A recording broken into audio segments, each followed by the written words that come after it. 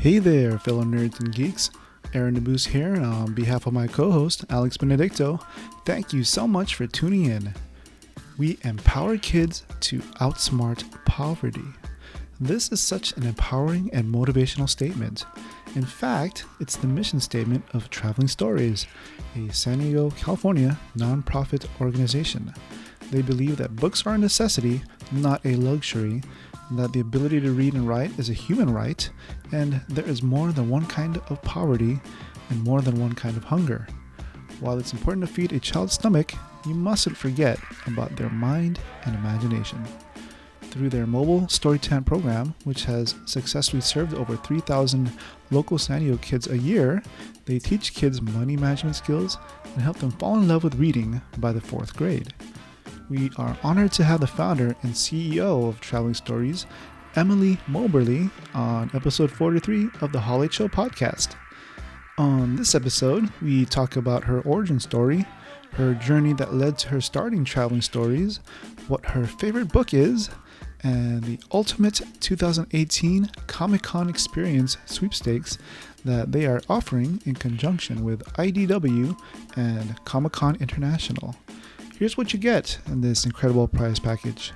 2 4-day passes to sold-out San Diego Comic-Con, round-trip airfare for 2 within the continental United States, hotel accommodations for 2 at Wyndham San Diego Bayside, a personal tour of the San Diego Comic Art Gallery with Ted Adams, the CEO of IDW Publishing, and airport pickup by Traveling Stories with a quick detour to sample a delicious assortment of San Diego treats. The Comic-Con Sweepstakes is a complete package, and minimum entry is $10, and that gets you 10 entries, which coincidentally is the cost of providing a reading program for one child for a month. You have until Wednesday, June 13th, 2018, before the drawing at 3 p.m. Pacific Daylight Time. So to enter, go to travelingstories.org/comic-con-sweeps and go check out that link right after you listen to our inspirational conversation with Emily. Enjoy.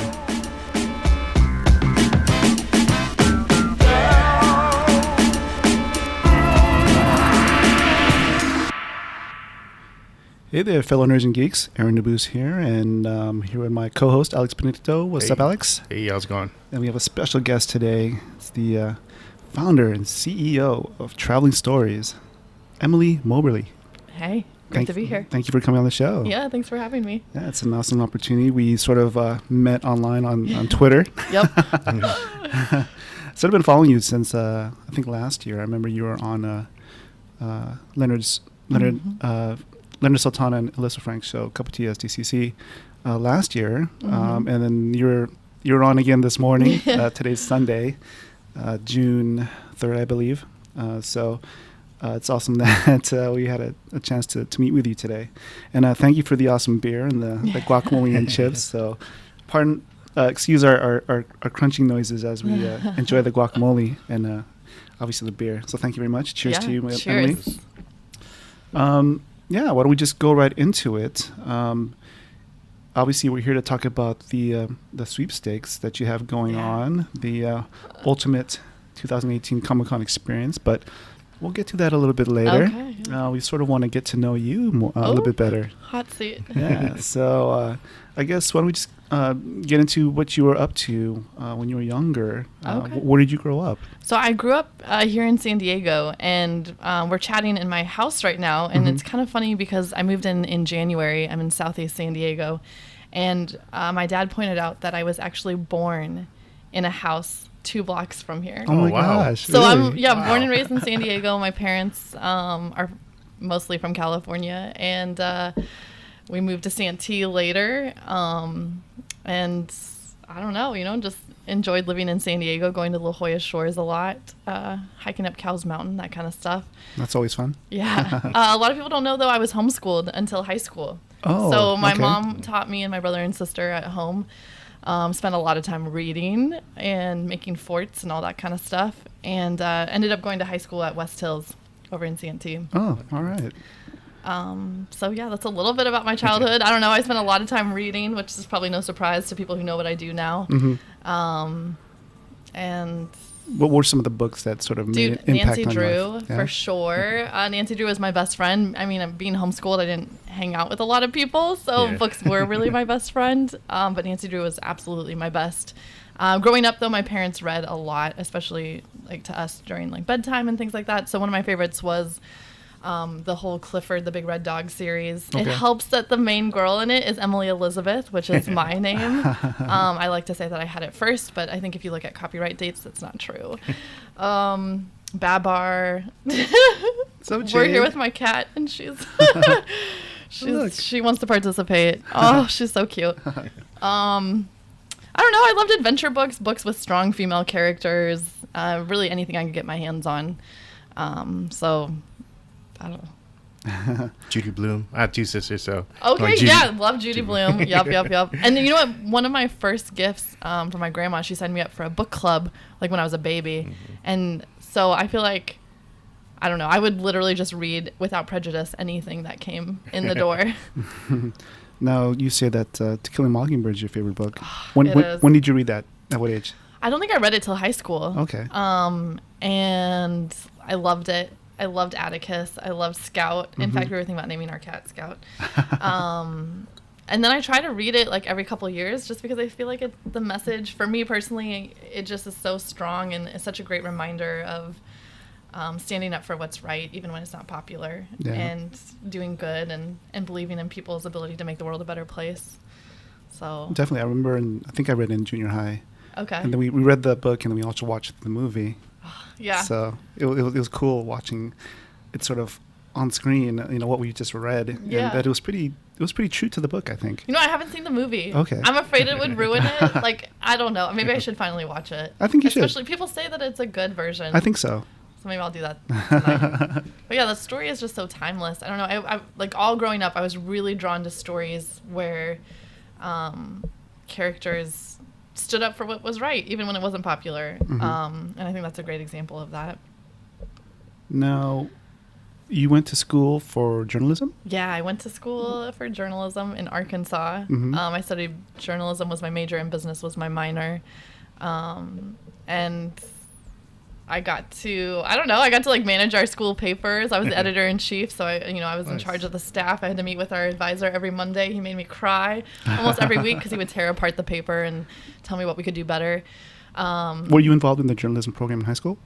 I was, yeah. I was on the paper in high school as well. Yeah, me too. I was. Really? Yeah. I did write. Yeah. But I ended up becoming the photography editor. Oh, that's awesome. I feel like, I don't know. I just feel like that's such a powerful way to tell stories, especially in the paper. I found like most of our stories that had strong photos just got, whatever. More people paid attention to it. That's interesting. I feel like, whatever, great thinkers study journalism or participate in journalism. I think my class ring says truth on it. Really? For journalism. From high school or from college? From high school. Oh, that's awesome. Yeah. Class rings. Fancy.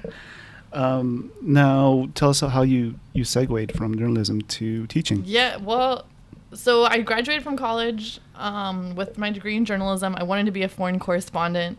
I had studied for a semester in Uganda, so my emphasis was East African politics, literature, and history. Right. So I was sort of like priming myself to be a journalist in Africa. But I was also hearing that there was a lot of exposure, a lot of stories being told about Africa, which I hate to generalize it as one, lots of different regions. Of course.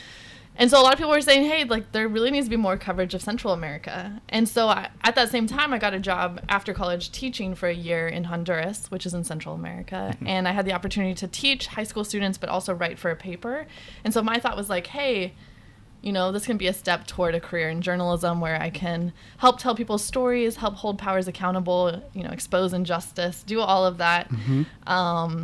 And so when I got to Honduras, I found out I was teaching English and sociology to high school seniors, and I just fell in love with the job. I a really tough pain in the ass job sometimes. Now, I read online that you Yeah. said you were a tough teacher. I was a very tough teacher. In fact, if any of my students are following along or listening, they could probably, luckily you can't call in because they'd probably call in with some horrible stories about me throwing textbooks and turning bright red and yelling. But at one point I was like so frustrated with my students. I made them write essays every single day. Mm-hmm. And they really hated me. But I remember, and actually it's kind of funny you mentioned To Kill a Mockingbird, because that's kind of the day in my life of teaching, my year of teaching, so I was sitting at my desk while my students were writing essays, and I was reading To Kill a Mockingbird. And that's one of the students started making fun of me. And she's like, why are you reading? That's so boring. You could do anything. You're the teacher. You could be texting. And I started to tell her about the story, and about Atticus and Jem and Scout. And because we all know I've read it multiple times and it's one of my favorite books, I was able to talk about it as though it was, a beloved person in my life. And my students were listening intensely, which never happened. And so I got to ask them about their favorite books. And that's when I realized that my students didn't have favorite books. And they told me they've never read books for fun. They told me they've never been tucked in with a bedtime story. They've just never even thought about reading being something they do for fun. The only exposure they had to reading was through textbooks and grades and school and mandatory and obligation. And so, for me, a total book nerd whose best friends as a child were books, I was shocked and I felt really sad. And I just couldn't imagine being 15 or 16 and never having the joy of reading. And so that's kind of, so that was me being a teacher. And that's also kind of where the inspiration for Traveling Stories started, because I got to bring a suitcase full of books to those students and I got to watch them fall in love with reading. And, it sounds kind of cheesy, but it legitimately changed their life. That's a beautiful story. I mean, it still makes me, I still hear from them. And I think that's why it still is a story that's so alive in my heart, because I legitimately just got a message probably last week from one of those students, and she's in college now. She's finishing up, and she was saying, hey, I know we gave you a hard time, but I'm so glad you made us write so many essays, and I'm so glad that you made us read all those books. She's like, it changed my life.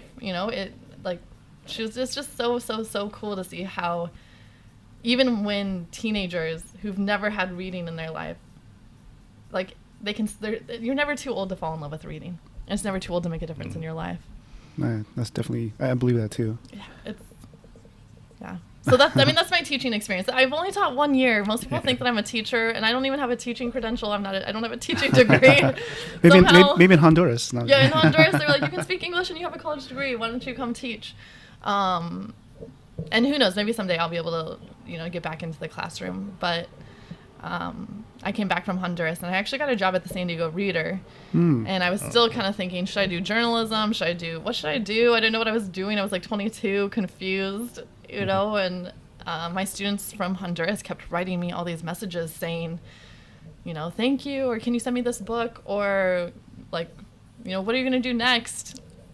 And so that's kind of where I got the idea to start Traveling Stories. Now, how much time passed between when you came back from Honduras and when you wanted to start Traveling Stories Probably officially? 6 months. 6 months? Yeah, so not that much time. Wow. But I just, the experience, watching my teenage students fall in love with reading and hearing how it changed their life had made a huge impact on my life. It changed my life. And I feel like a lot of people are like, oh, it's so cool that you taught and that you helped these kids. And I'm like, well, really, they helped me. Right. It really changed my life. And I felt obligated. I started researching and all these experiences I had before Honduras, with Uganda, with Arkansas, with trips with my family, with mission trips, all these different things. I started realizing, wow, all those places I've been, kids didn't have the same access to books that I do, or that I did. And so things just started clicking, and I kind of just felt like this burning responsibility to do something about it.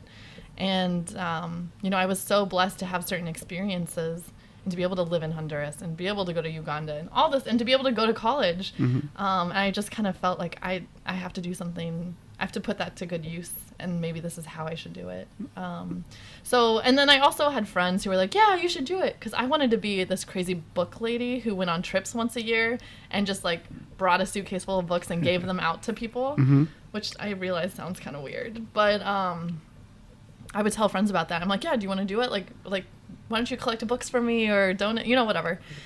And they said, like, that's cool, but you should start a nonprofit so that we can be involved in a bigger, more official way. And so I kind of fought that. But at one point, a bunch of people were pushing me in that direction. And so Facebook was newer back then. And so I sent a Facebook message to maybe like 60 people. And I said, hey, here's the deal. I thought you can say you sent them Facebook message to Zuckerberg. Oh, I wish, right? Oh, if that was the case, then I would probably be like, Traveling Stories would be a lot bigger.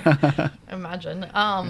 No, just 60 friends. But those 60 friends were pretty powerful. And I said basically like, hey, I don't want to do this charity thing by myself. I don't want it to be the Emily charity. I want to know that it's something that other people believe in and other people want to support. And if they don't support it, then what's the point?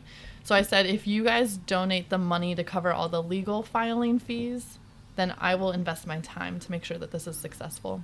And by the end of the week, I had all the money. Oh, wow. So I was like, crap. Now I need to, now I need to do all the stuff. So I filed all the stuff. That's a testament to the company that you keep. I would agree. Kudos to like those people. And I told them this is not the only time I'm going to ask you for money or support. Like, right. I'm going to ask you over and over again.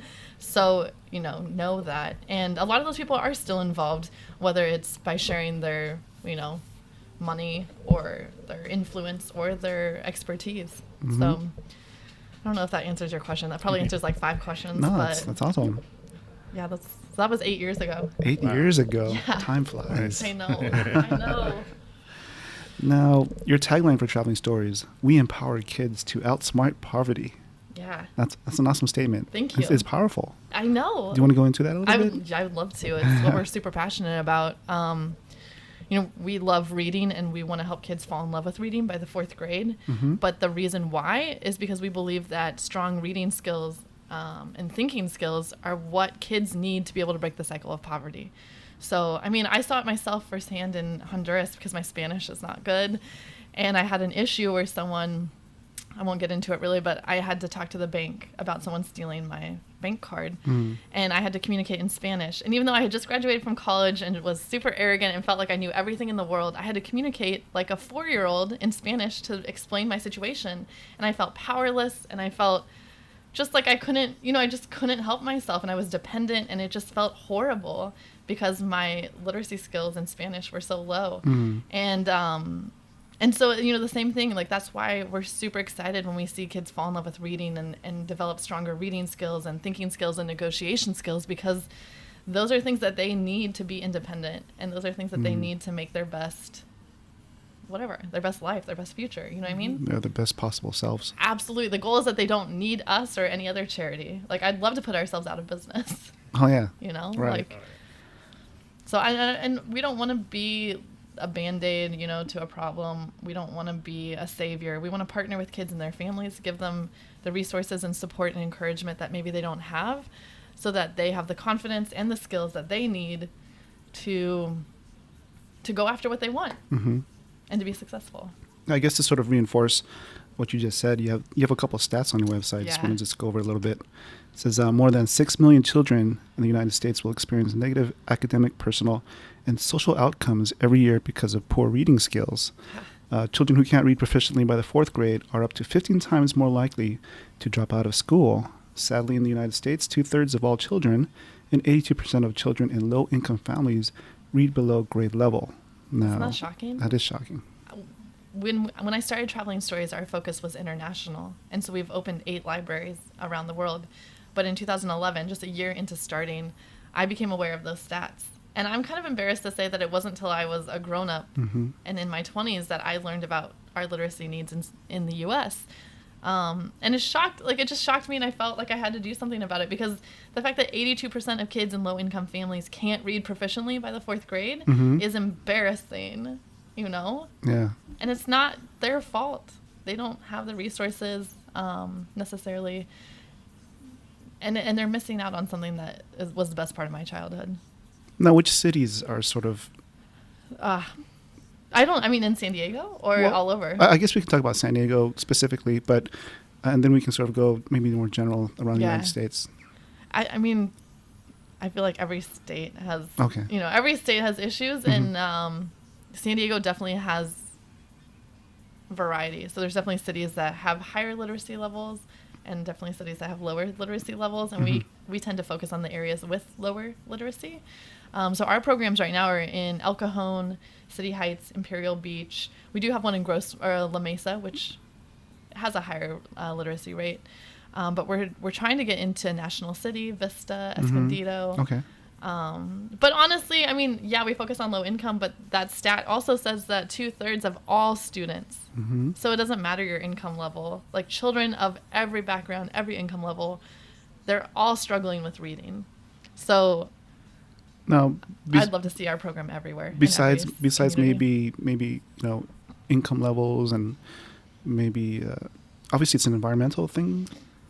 In what way? I mean, I would agree, but Well, I mean, like you can unpack that even more. well, like if you're saying that 2/3 of all students, and even in affluent areas, I mean, what's like the unifying factor? Is it just they're playing more video games, or? That's a great question. I feel like, there's a lot of factors, and I don't know like the number one, but what I've personally observed is, we're seeing a rise in dual income homes or families. Right. So both parents are working, or single parent households. And so a lot more latchkey kids. Yeah. So just less, when I was growing up, my parents read to me every night, and that doesn't happen as often for other kids.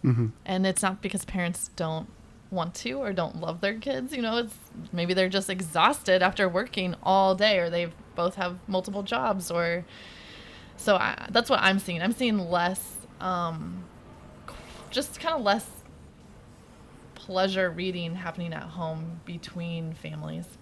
And I think that's having an effect on the literacy rate in general. I think another thing that sort of compacts it also is the attention span. Yeah. I mean, like I'm using, we use mobile devices now. Everything's just like, Cliff Notes basically of like stuff. I mean, when's the last time that you actually picked up a newspaper and read all the sections of a newspaper? Right. Yeah. So I think that definitely has something to do with it. I mean, even so our program serves kids 2 to 12 years old, and after that we invite them to become junior volunteers. But on Friday I got to hang out with one of our students.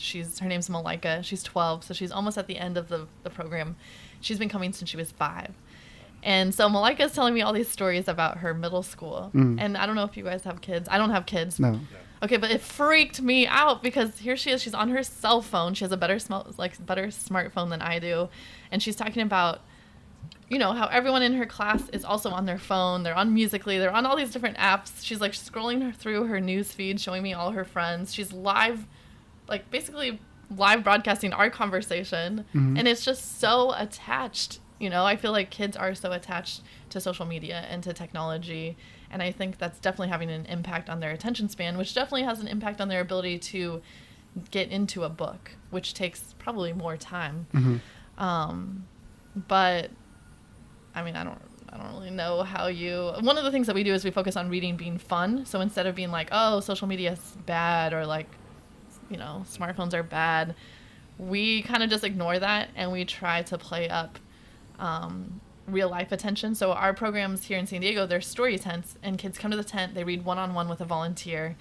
And that's where the power of our program really lies, because it's that same attention that kids are craving through technology and social media, but it's coming from a real live person who wants to sit down, make eye contact with the child, help them pick out a book, and literally sit there and read with them and make it fun and use silly voices or jump up and down or, do whatever it is. Like, our volunteers are committed to making every book an engaging, exciting experience for kids.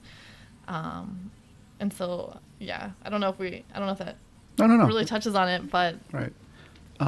We're seeing it's making a difference, though. You talked about your story tents. Let's get into that a little bit, because I know you have a unique sort of strategy for them. Yeah. I mean, you don't go to what people would usually think you would go to, like the library or, so. Yeah, a lot of people are like, oh, so you go to schools, you go to libraries. And no, we don't. We purposely go other places you would least expect to find a reading program. And so our favorite places to go are farmers markets and malls and restaurants. And our target are children who don't like to read, right? So when we hear a kid that's like, oh, reading's boring, I'm not interested in that, that's our favorite. And so we go to places where they're hanging out, And so we find a lot of kids at farmers markets, at malls, And our programs are on the weekend, so kids are already a little bit relaxed. They're with their parents. They come to the story tent. They sign in. They get book bucks, which is fake money, kind of like Monopoly dollars. Right. And they get so they get money just for signing in, but they get money for every book they read, and they can negotiate for more if the book's challenging. So if it's a chapter book, we typically pay one book buck for every 30 pages. And then I'm forgetting the best part. With their money, they can buy prizes. And we have prizes anywhere from pencils and fruit snacks for one book buck all the way up to skateboards, movie tickets. The 12-year-old who I saw on Friday, she used her book bucks to buy movie passes for me and her to see Solo. Oh, wow. Isn't that great? So I was like, that's awesome for me. So yeah, I mean, our whole thing is like, how do we make reading fun? So when kids come to the program, we have these bins full of books, and they range in topic and range in level, but we don't level books. And so when kids, at school, yeah, that makes sense. A lot of times kids have to do tests and they realize, oh, I'm level whatever, 1 or K or I don't know. But at our program, we focus on, well, what do you like? So it's kind of, it's just, we just kind of take a different approach. Well, I think when you sort of position it that way, it sort of sets them up for success, because whatever they like, it's like something that they'll come back to. Exactly. And the first, like at the beginning, kids are motivated by the money. I'll be real. But over time, a lot of it is, most of the kids we work with, they're reading below their grade level, and they're embarrassed, and they've just never experienced the joy. And so it's not something like they like to do. Just like, I don't like working out. I'm not very good at it. Can't run very long. Right. It's not something I want to do when people are watching. Same with the kids we serve. But the money helps them kind of get over that and forget it. And then over time, they become better readers. They develop confidence, and they start reading for fun, and they start showing off, and they start bragging about it. They start picking out books for new kids. And it's really, really cool. Right.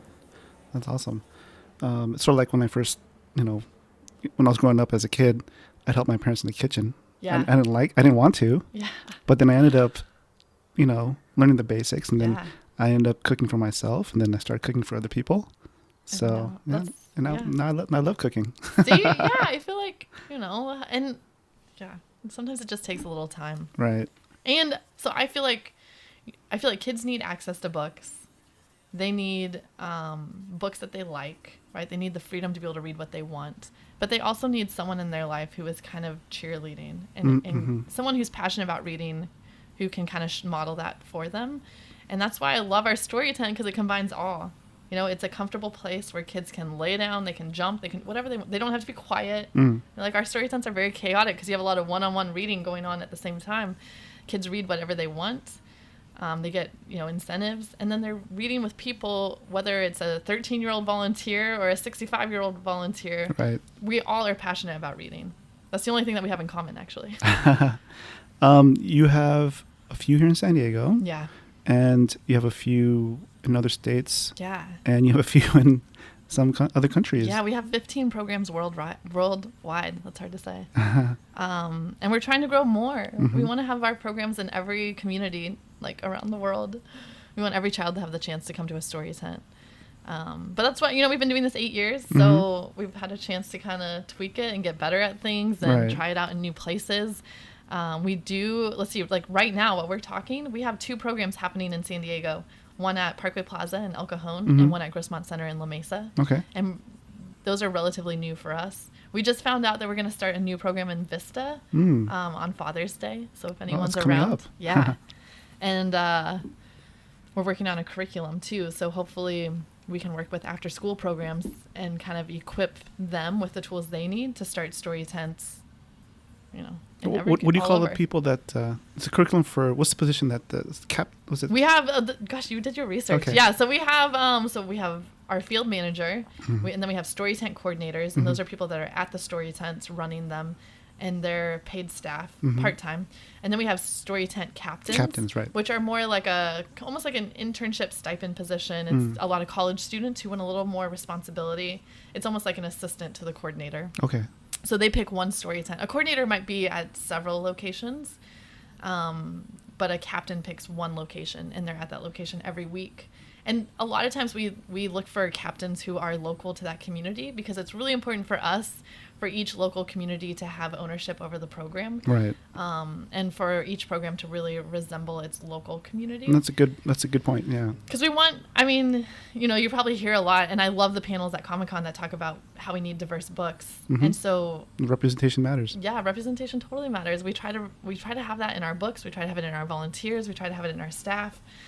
You know, we don't always pull it off, but it's one of the things that we're conscious about. As long as you have the intent to make a difference, and you keep on trying, that's what matters. One thing that's really cool is the kids in our program are starting to grow up, obviously, because that's what kids do. They'll be your biggest advocates. Yes, well, they're like Maleka, the 12-year-old. She wants to take my job. And I was like, okay, well, you know, get your grades up. Right. And some of the other kids too, and you know, and so I feel like, wow, that would be awesome if the kids who are going through our programs, who are learning how to read in our program, falling in love with reading in our program, and then they come back, 10, 15 years later, and they're running the show.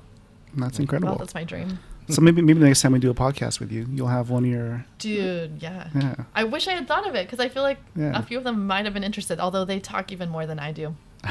So you could probably just leave me out of it. That's okay. We've had podcasts that approached almost 4 hours. So oh my goodness, yeah, they would go, but we would end up talking a lot about like K-pop and boys in middle school and how, you know, silly they are. Well, we love Korean food. There we go. Yeah. That'd be fun. Tell me about how you met IDW. Oh, IDW, they're my favorite. It's actually kind of random. We had a booth at Earth Day a couple years ago, and Ted Adams, the CEO, one of the founders of IDW, he was there just with his fiance at the time, and they stopped by our booth because we were selling Reading is Sexy shirts, and his fiance really wanted one. They bought one, and so they heard about our mission. He gave me his card. I followed up. I'm kind of embarrassed to say I didn't know who IDW was back then.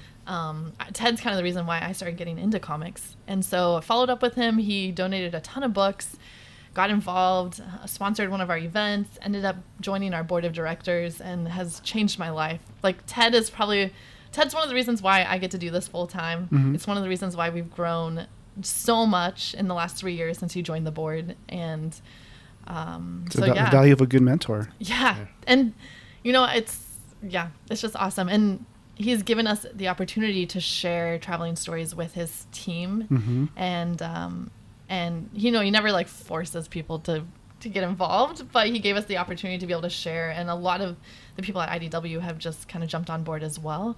So I don't know, you know, Ted is kind of the starting point, but all of IDW truly supports traveling stories.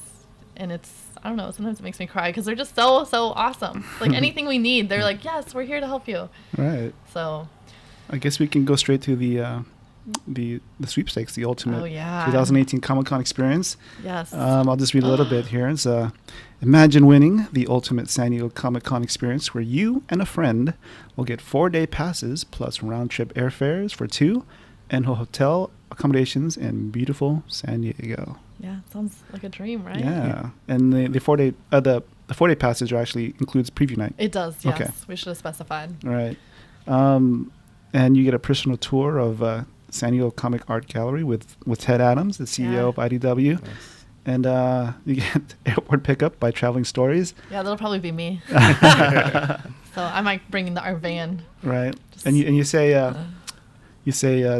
You take a fun detour after you get picked up, and you get some samples of San Diego's finest treats. Yeah, we weren't allowed to say beer because San Diego Comic-Con can't be affiliated with like beer promotions and tobacco and things like that. So I can't say what those treats are, but I will just mention that San Diego has a thriving craft beer community. So yeah, we want the person who wins. Well, we appreciate everyone who enters, and we really want whoever wins to feel like they're just, you know, winning the ultimate experience. And so we want, from the minute that they get on their plane, we want the rest of those, 4 or 5 days to just be the best San Diego experience, best Comic-Con experience possible. So how did this sweepstakes come about? So nonprofits, you constantly have to raise money, right? If anyone listening is involved with nonprofits, you know. So I was constantly looking for creative ways to raise money, so I didn't have to just ask the same people to give me money all the time. And San Diego Comic-Con is in San Diego. It's one of the biggest events. It's sold out all the time. I was like, wow, what if we can get tickets to that and we can raffle them off or something, somehow use them to make some money for our programs. And I ran the idea by Ted, and he was like, yeah, let's see what we can do. And so Ted's team opened the door. It was actually Ted and Dirk Wood, who's now in Portland. And so they connected me with Comic-Con and just said like, hey, like, Emily and Traveling Stories are very dear to our heart. Would you give her 5 minutes? And then Comic-Con's amazing, right? So I told them about what we're doing and how kids are falling in love with reading and how, we share this in common, that the more people who love to read and who can think critically, we all benefit. And so they were totally on board and said, hey, how about we give you passes? IDW said, how about we, what can we help with? And then we're able to get the airfare and the hotel through some other connections. And the hotel is the Wyndham San Diego Bayside. Yeah, it's a great That's a nice view. location. It's not in Gaslamp, which, maybe next year we'll be able to get something a little closer to the convention center. But I think for some people, it might actually be nicer to be a little bit outside. I think so. And it's a nice spot. Yeah, I think during the walk, you can experience even more of like That's what a San really Diego has good to offer. point. Yeah. So for us, it's been an awesome, beyond just having the prize and being able to raise money, it allows us to connect with hundreds of people who have never heard of Traveling Stories, but they care about Comic-Con or they care about comics and comic books. And so I find that, the money we raise helps us hugely, right? And I'll tell you a little bit later, like, how much it helps. But beyond that, and I think even more valuable, are the relationships that we're able to form, not only with people who enter the contest, but people like you guys. And, it's just, we won't survive. No nonprofit's going to survive without relationships and without community support. And a sweepstakes like this allows us to generate multiple kinds of support. So it's just, one thing that I sort of wanted to ask you about was, obviously, with Comic-Con, comic books. Yeah. How does that figure into how you use comic books to sort of attract more readers? Absolutely. We use a lot of comic books, especially thanks to IDW and some of the other comic book publishers that they've connected us with. We're lucky to have a lot of comics at our StoryTents, and we're able to request other ones. Actually, a quick side story. So Ted Adams was volunteering at a StoryTent one morning. Okay. And we have this young reader named Kenny, and Kenny loves comic books, especially the Ninjago comics. Oh, okay.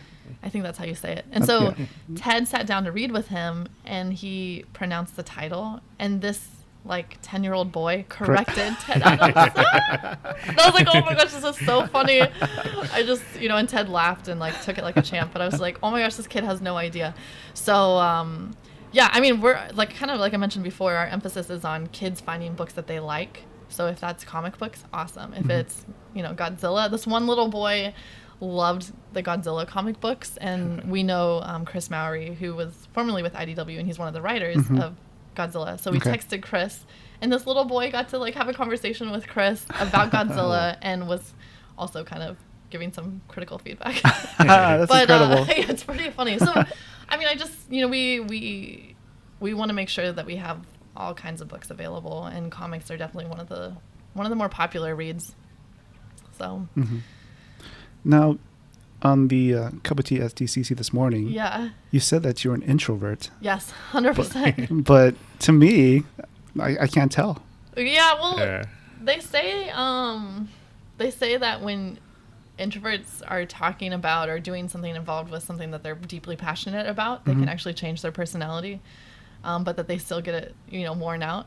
So that's exactly how I am. So when I talk about Traveling Stories, I have all the energy in the world, and it allows me to be outgoing, and it's something I care more about than I care about my personal comfort level. Okay. But if I have to go to a gala, or if I have to schmooze with people all night, then I'm gonna have to stay in bed for a day just to recoup. Gotcha. So and I'm totally afraid of other things. If it's not Traveling Stories, if you ask me random questions about something else, or ask me to speak in front of a bunch of people about something else, I'd be terrified. I'd have a really hard time. Yeah. Is there anything else you want to add to Traveling Stories before we move on? Just, I don't know. I guess we should tell our audience when the the drawing is. Oh yeah, our final drawing for the sweepstakes. Oh my gosh, yeah. So people, if you haven't entered yet and you want to enter, also I should mention that right now we're doing double entries. Mm-hmm. So for a couple days. I saw that when I did it this morning. Yeah, for a couple days you get twice. It's a buy one get one or whatever. So the drawing ends. We're picking a winner June 13th, I believe, at 3 p.m. Pacific Standard Time. So the drawing itself ends at noon. That gives us a little bit of time to like get all the stuff. So between now and June 13th at noon, enter. And for more information and to check out the details, you can go to travelingstories.org /comic-con-sweeps. And that's traveling with one L. Yeah, for the but get out there and get it. So $10 right now, because we're doing double entries, a $10 donation through the sweepstakes gets you 20 chances to win. But I like to point out that $10 funds our StoryTent program for a month for one child. $10, like that gives a kid 4 weeks of one-on-one reading support. That's incredible. I mean, where else do you? I mean, that's like the price of a cocktail, right? And a kid can have their whole life change. I think it's worth it. Totally worth it. I always like to know where my money's going, and I feel like as Traveling Stories, we're responsible for being good stewards with people's donations, and so I always like to point out, where your money is going, so you know with confidence that it's going to a good thing. Now, we were talking a little bit earlier, and I mean, Traveling Stories is your full-time gig. Yeah, I know. Crazy, right? Yeah. Now, how long ago were you able to make that transition? It took me 5 years. So I started the organization in 2010. At that time, I was working at the Reader still, and then I quit. And then I ended up getting a job on a team of financial advisors. So I was working a pretty stressful full-time job. We were managing these portfolios. I got my Series 7. I was working on my Series 66. And so I would work nights and weekends on Traveling Stories. And at some point I realized no matter how tired I was from my day job, I couldn't wait to work on Traveling Stories. I couldn't wait to get home. I couldn't, and I couldn't wait to spend all weekend. Right. And so I decided, because for the first couple of years, I wasn't sure if I wanted it to be my job or if I wanted to get it going and then find someone and hire them and just become a donor or a board member. And so at that point I realized, nope, this is what I want to do. This is how I want to spend my time. This is my dream job. I want to make it work. And so I started working even harder. And that's around the time that I met Ted Adams, and he connected us with Humble Bundle, and Humble Bundle and IDW were able to generate a lot of money for us. And that's when I was able to go full time. Awesome. I remember the day quitting my job. I was so scared and excited, and oh my gosh, it was the best. It was the best. Do you have any advice for people out there who are trying to sort of start their own nonprofit? Oh my goodness. Yes. First, check to see if anyone else is doing it. If they're already doing it, maybe join theirs. It's a lot of work to start your own, and I feel like it just gets harder and harder. But if no one else is doing what you have in mind, and the world needs it, and so I'd say, really figure out your why. And if you know what your why is, it's going to be a lot easier to keep going when you want to give up. And I think that's the most important thing, is to really understand deep down why you're doing it, why the world needs it, why you're willing to give up so many things to make it work. And the more specific you can be, the better. I have stories of my students in Honduras and students here in San Diego, specific stories where when I'm having a rough day, I recall that story, and I can recall how the day smelled and how the kid looked at me and what their parents said and how they said it. And those are the things that keep me going when it gets really tough. And so I'd say that's the biggest thing, because everything else you can figure out, and whatever. It's going to be hard, but if you don't know why you're doing it, you're not going to make it, in my opinion. Oh, that's a very good opinion. I think that's actually the truth. How were you able to build your team?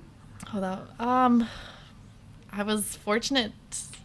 Maybe it helped that I was doing it as a volunteer for 5 years, because I was able to recruit a lot of friends, and I think my leadership of leading by example, inspired other people to give their time.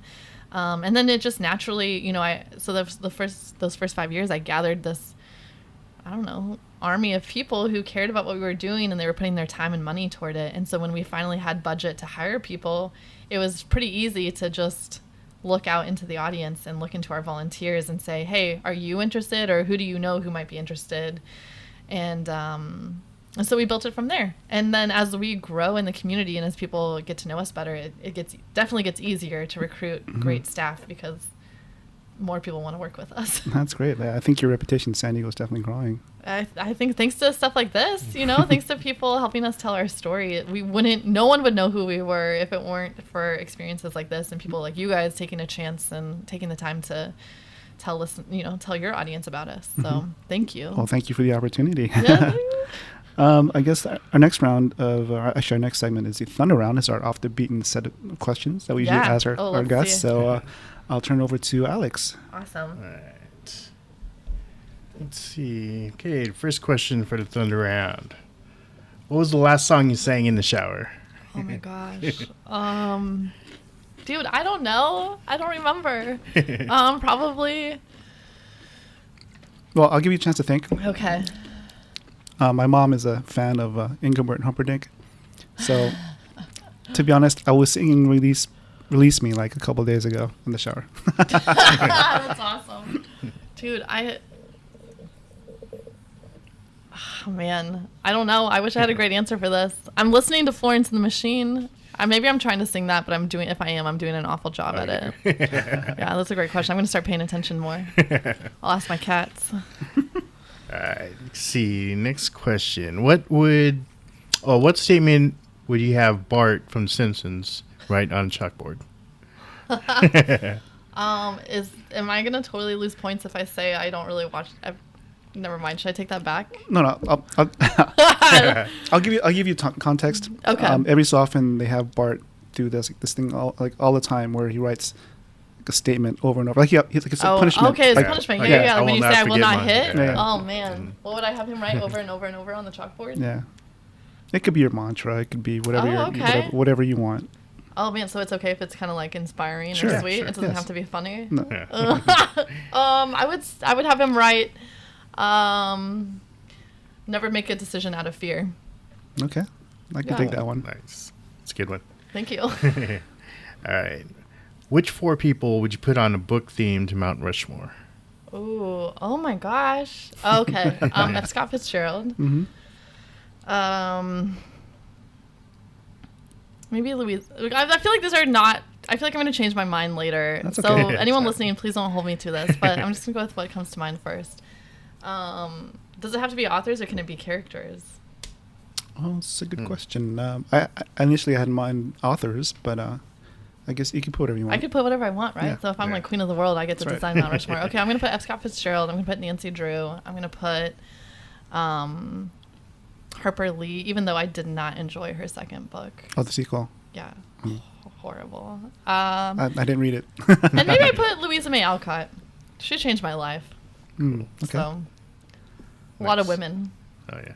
No worries. All right. Let's see. Next question.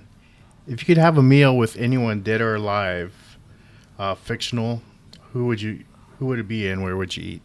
Ooh, where would I eat? Man, previously I would have said F. Scott Fitzgerald. He's my favorite author. But I recently read a book more told from his wife's perspective. Ooh, interesting. Yeah, and he sounds like an asshole. Oh no. So maybe I'd bring them both. Okay, so I'd want to have a meal with F. is Scott that and the Zelda. is that the journalist in you? Yeah. Cover Yeah. both sides. And plus, I mean, I named my cat after Zelda Fitzgerald, so I wouldn't mind hanging out with both of them. And I'd probably pick. I don't leave my house very often. I'd have them come here. Cook for him? Yeah. What would you Maybe cook? I wouldn't cook for them. Oh, okay. I'd probably make somebody else cook for them. Oh, okay. But probably, and honestly, more than that, I would have a harp player. Ooh, a harp Yeah, player. I would have someone in here playing harp while we were drinking wine and having lots of like snacks and then a nice meal. Nice. But lots of appetizers. And I feel like they would need lots of drinks. The Fitzgeralds, you know? Speaking of drinks, we're drinking this mango mosaic from Breckenridge Brewery. It's pretty good. Yeah, I should have had something from San Diego. Apologies to San Diego craft beer scene. It's all good. Next podcast. Yeah. Beer and books. Oh, yeah. Ooh, That there could you go. There you go. be or drunk reading. Just kidding. All right, last question. If you had the unique opportunity to make first contact with an alien race, Ooh. what book or books would you recommend that they read? Huh.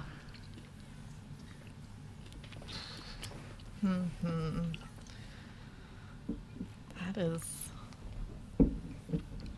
I would want to say To Kill a Mockingbird, but I don't necessarily want them to hear about the bad stuff, you know? I'm trying to think of a book where we could just make them become kind people who don't have any ideas about humankind. Yeah. So Humorous. maybe let's go to children's books. Yeah, maybe like For the Big Red Dog or something like that. That's a good one. Everybody poops. Yeah, that's true. Yeah, something very childish, childlike. Yeah, I would definitely, go with a children's picture book. Our next segment is Artist Alley. And when we say artist, it's sort of loosely used. I mean, because anybody creative is an artist in our eyes. Sweet. So it could be a writer, illustrator, cosplayer, photographer, filmmaker. Ooh. So, Okay. Emily, who would you want our audience to know about? Man, one of my favorite artists is a woman named Melissa Egan. She's in Chicago. We actually went to college together. Okay. And she is just so creative and incredible. She designs a lot of cards right now. So if you go to Target, especially Target in San Diego, and you look at the minted cards, you'd see stuff designed by Melissa. Okay. She painted my Ray Charles, which you can't see now because it's around the hall there. But she's also an amazing graphic designer. Oh, nice. She I'll illustrated have a to few look her books. up. You please, yeah, Melissa Egan. And in fact, my dream is to write a children's book one day, and I'm getting ready to start a class. And I haven't asked her yet, but one of my goals is to collaborate with her on it. Nice. So we'll see. She's awesome. I love collaborating with people. Right? Mm-hmm. Yeah, shares the work. Gets more ideas. Oh yeah. How about you, Alex? Let's see.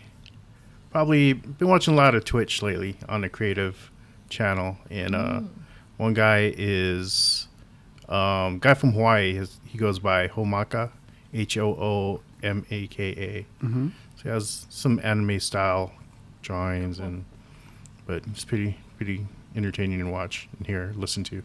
It's awesome. Well, what are some cool animes that he's sort of illustrated? Let's see.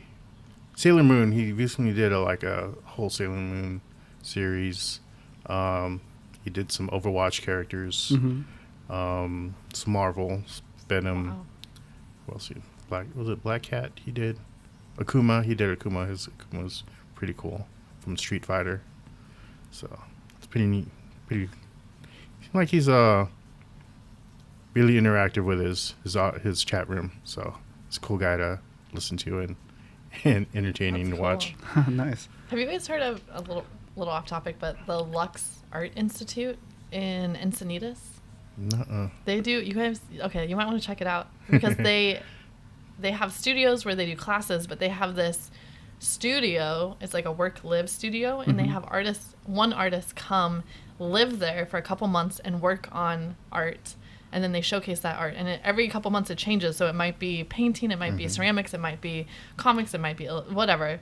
And but they they have this kind of fellowship where they can live there for a couple months and just totally be immersed in their art. And then you can go visit and you can see what they're working on. Yeah, and that's where our gala is in September, and we got to do the tour and see. It's just really, I feel like it's really, really cool to be able to see art being made, you know? Mm-hmm. So, I don't know. I recommend checking it out. Lux and Encinitas? Yeah. Okay. Look him up. Yeah. Is that L-U-X-E? I think it's just Lux. Okay. Yeah. Less fancy. It's a great place, though. Cool. I think for me, since we are talking to an avid reader, I kind of picked a couple of books or authors. Ernest Hemingway, Old Man and the Sea. It might be my favorite book. I think it might have been the first book that actually made me cry when I was younger. I think I was in junior high when I first read it. It's a serious book to read in junior high. Yeah. Well, we read a lot. Like we read, For Whom the Bells Toll, even like From Mill to Manzanar. Wow. Moby Dick, Roots, all the classics. To be honest, I read more back then than I do right now. Even comic books, I read more back then than I do now. But Ernest Hemingway is definitely one of my favorite authors. And a couple of comic book creators, Jason Inman and Ashley Victoria Robinson, they're past Hall H show guests. Nice. And they just released their first trade paperback on Volume 1 of the comic book Jupiter Jet. So congratulations Wow. to them. And it's also Jason Immon's birthday week. So Oh, happy birthday, Jason. awesome. The next one in our next segment of the podcast is superhero shoutouts. Sweet. It's where we have an opportunity to give thanks to people who've helped us along the way because, Huh. obviously we can't do things by ourselves. Right. Sometimes we need a little help, right? Yeah, So- some of us need more help. So Emily, who do you want to thank on this podcast? Oh my gosh. Man, how long do we have, right? Well, first and foremost, I've mentioned him already, but Ted Adams, like legitimately just one of my heroes. I feel so fortunate that I get to interact with him in real life. And, like so many of my other mentors are, the only interaction I have with them is by reading their books because they're dead or they're far away. And I feel like Ted's one of those people that, if he had a book, I would soak it up, but I get to actually hang out with him in person. And he's one of those people that just, his word is, if he says he's going to do it, he's going to do it. And he's just so generous. And I don't know, I could gush about Ted forever because he's made a huge difference in my life and in traveling stories. So thank you to Ted. And then also, there's so many people I could thank, but my mom, she was the first volunteer who helped me. Nice. Cool. And our first program here in San Diego was in City Heights on Saturday mornings. And so she would show up every Saturday morning at like 8:45 to set up the tent so that I could sleep in a little bit and come around 9:30 or 10. And I don't know if I would have made it, through those 5 years of working full time and doing traveling story stuff if my mom wasn't there to really help and keep that consistency. So kudos to my mom. And she's still involved now. She is on our gala committee. She still volunteers. The kids know her. She teaches ESL in El Cajon, and some of her students are now bringing their kids to our program. And she's one of the most creative people I know. Awesome. Yeah. Anybody else? Man, yeah. San Diego Comic-Con, Humble Bundle, Morgan Stanley, Landon Donovan, so many people in San Diego, my entire board of directors, my staff, Marie and Heji, they kick ass. Emily and Jose, they're our newest team members. Okay. Chase, she's filling in as our volunteer coordinator right now. And Kevin Eastman, that's the name probably people on here will recognize. Kevin's another one of those people. He and Courtney are just incredible. You guys probably know. They've donated. They show up at events. They respond to my emails. They share our posts. I just retweeted Kevin's post or his tweet this morning. Kevin's just crazy because I feel like Kevin's the effing co-creator of the Teenage Mutant Ninja Turtles, and yet he's the most down-to-earth person. It's just, oh my gosh. We ran into him a few times at the Comic Art Gallery. Yeah. And it's real easy to talk to you and takes pictures, signs autographs for everybody. One time he signed, I think 100 posters for us so we could give them out. And I'm like, how? I didn't realize he was going to sign them all. I thought he was going to sign a few. And I'm just like, you just, oh my gosh. Amazing, amazing person. I think I don't meet very many celebrities, but Kevin is by far the most amazing. Yeah. That's awesome. Those are, I think it's cool I get to work with people that I actually admire, and the people who support traveling stories, I'm so thankful because they are generous, but more than that, I sincerely admire them as human beings. So I get to, I don't know, I feel very lucky. Alex. Let's see. I guess will probably be our friend Ferdy. He just ran a rock and roll marathon today. Wow, congrats, Ferdy. So he's a little bit older than us. So it's just an inspiration that no matter how old you are, you could just, start doing something no matter how old. And if you have the dedication to do it, you could do it. Oh, that's so great. congrats to him for Go Ferdy. doing that. Yeah, that's cute, man. I want to thank Emily. Oh. Your story is such an inspiration. It's sort of got me thinking, what else I can do. Oh, yay. So, so thank you very much for being on the welcome. show. And I also want to throw a shout out to Leonard Sultan and Alyssa Franks. They're passionate about what they're doing every week, every Sunday, like clockwork. They're there, Cup of Tea, SDCC, it's like one big family. It's like if I miss a Sunday, I feel weird that, that I didn't partake in the weekly event, Yeah. So props to them, because they're one reason why we started a podcast is because of their weekly YouTube live show. I've had the unique opportunity to sort of help out every once in a while. Obviously Leonard is in the UK, so every once in a while when I'm at a convention, I'll help Alyssa out, being the camera person, or I'll introduce them to certain artists that we can sort of interview, like do spot interviews at during the hangout. So thanks to them for giving us an opportunity to get our voices out there and to represent. Yeah. Emily, did we miss anything? One thing that listeners might be interested in, just on the comics theme. I know we're talking about Comic-Con, which is in July, but on June 27th, we're doing an event here in San Diego, in downtown, called Comics in San Diego, the impact on culture and economy. And we've lined up some really awesome guests. So Ted's speaking for a little bit, and he's moderating a panel. On the panel, we've got David Glanzer from San Diego Comic-Con. We've got the board chairman of the convention center. We have the manager from Omni Hotel. We've got someone from MTS. We've got the executive director, Adam Smith, from the new comic museum. Comic-Con museum. Yeah, up in Balboa Park. And so all these people are coming together, and we're talking about how comics have impacted San Diego culturally and through the economy. And we've got an awesome caterer who's bringing in food, snacks, not full dinner. We'll have drinks. We'll have an auction, silent auction, and all the proceeds go to Traveling Stories. But I'm just excited about it because I think it's going to be a really cool night where we have a blend of business thinkers and artists and just really explore like the unique contribution that comics is making here in San Diego. And I was prepping with Ted for a little bit, and he was talking about the history and just how, there's a lot that I don't even know, even though I've lived here forever. So I don't know, I'm excited. So if people are interested, maybe check out our social media. We've been posting links today. The tickets are $30, but that helps cover the cost of food, and then also includes a donation to Traveling Stories. So every ticket will cover at least a story tent for 1 month for one kid, but most likely a little bit more. It's going to be Wednesday, June 27th, 2018, from 5 p.m. to 8 p.m. And it's going to be at this place called Revel. Yeah, they're in the middle of changing their name. Which is really exciting for us, right? But it's above Quad Ale House? Quad Ale House. Yeah, it's right above that. And we'll put a link to it. You actually have an Eventbrite page for it, so we'll put a link to that. Yeah.